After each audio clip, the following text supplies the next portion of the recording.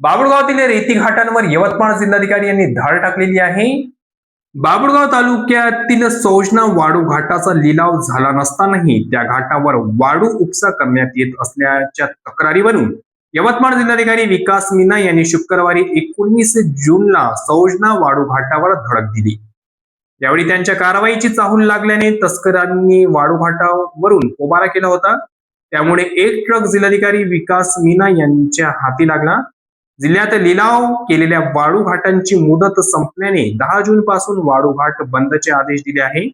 असे असताना पाऊस लांबणीवर पडल्याने वाळू तस्कर उपसा करत आहेत. त्यात पावसाभावी कोरड्या नदीपात्रातूनच नव्हे तर कमी पाणी असलेल्या नदीपात्रात ट्रेजर बोट उतरून वाळूचा उपसा करण्यात येत आहे. पावसाळ्यात मागणीनुसार वाळू देता यावी यासाठी तस्करांनी वाळूचे साठे तयार करण्यास सुरुवात केली.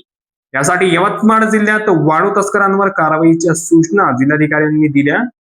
त्यातच बाभुळगाव तालुक्यातील सौजना हा वाळू घाट लिलाव न होताही वाळू तस्करांनी पोखरला.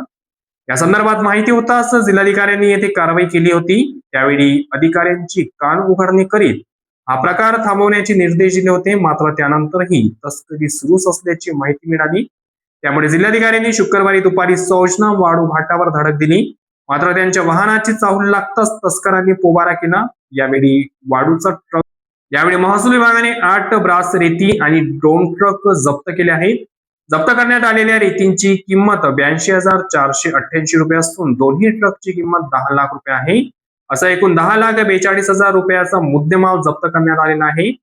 रेती तस्करांविरुद्ध भारतीय दंड संहिता, महाराष्ट्र जमीन महसूल अधिनियम अन्वये गुन्हा दाखल करण्यात आला असून पोलीस पुढील तपास करीत आहे. या कारवाईत महसूल अधिकारी चंद्रकांत जगताप, तहसीलदार आणि पथकातील इतर कर्मचाऱ्यांचा समावेश होता.